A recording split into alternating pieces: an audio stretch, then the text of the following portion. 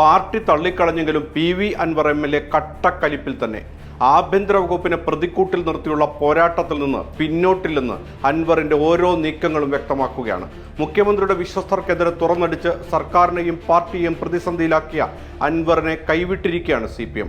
Political secretary P. Sasi, ADGP MR Ajith Kumar എന്നിവർക്കെതിരെ അൻവർ ഉന്നയിച്ച വിഷയങ്ങളിൽ ഇടപെടേണ്ടതില്ലെന്ന് CPM തീരുമാനിച്ചിരിക്കുകയാണ്. അൻവറിന് പിന്തുണയുമായി എത്തിയ KT ജലീലിനെയും CPM തള്ളി. അഴിമതിക്കെതിരായ കാര്യങ്ങൾ കൈകാര്യം ചെയ്യാൻ ജലീലിന്റെ സ്റ്റാർട്ടപ്പ് വേണ്ടെന്ന് MV ഗോവിന്ദൻ. അതിന് സർക്കാർ സംവിധാനങ്ങളുണ്ടെന്നും ഗോവിന്ദൻ. ഇതിനു പിന്നാലെ പോലീസിലെ പുഴുക്കുത്തുകൾ ഇല്ലാതാക്കുന്നതിനായി ജനങ്ങൾക്ക് പരാതി അറിയിക്കാനുള്ള വാട്സപ്പ് നമ്പറുമായി PV അൻവർ രംഗത്തെത്തി.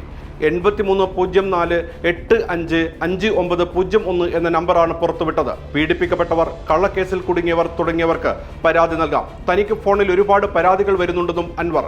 ഇതോടൊപ്പം സെപ്റ്റംബർ 2 മുഖ്യമന്ത്രി നൽകിയ കത്ത് PV അൻവർ മാധ്യമങ്ങൾക്ക് കൈമാറി. 14 വിഷയങ്ങൾ ഉൾപ്പെട്ടതാണ് പരാതി.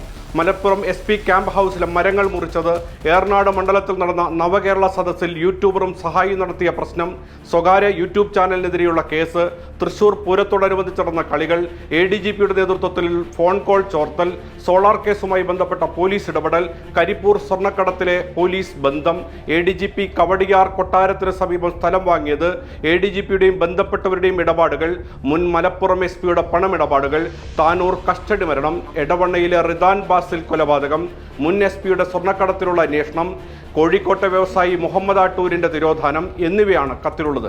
അൻവർ ഒരിക്കൽ പറഞ്ഞു, ഏറ്റുമുട്ടുന്നുവെങ്കിൽ കൊമ്പനോട് ഏറ്റുമുട്ടണമെന്ന് മുത്താപ്പ പറഞ്ഞിട്ടുണ്ടെന്ന്. അതെ, അൻവർ ഏറ്റുമുട്ടാൻ തന്നെയാണ് ഇറങ്ങിയിരിക്കുന്നത്. ആര് ശശിയാകുമെന്ന് കാത്തിരുന്നു കാണാം.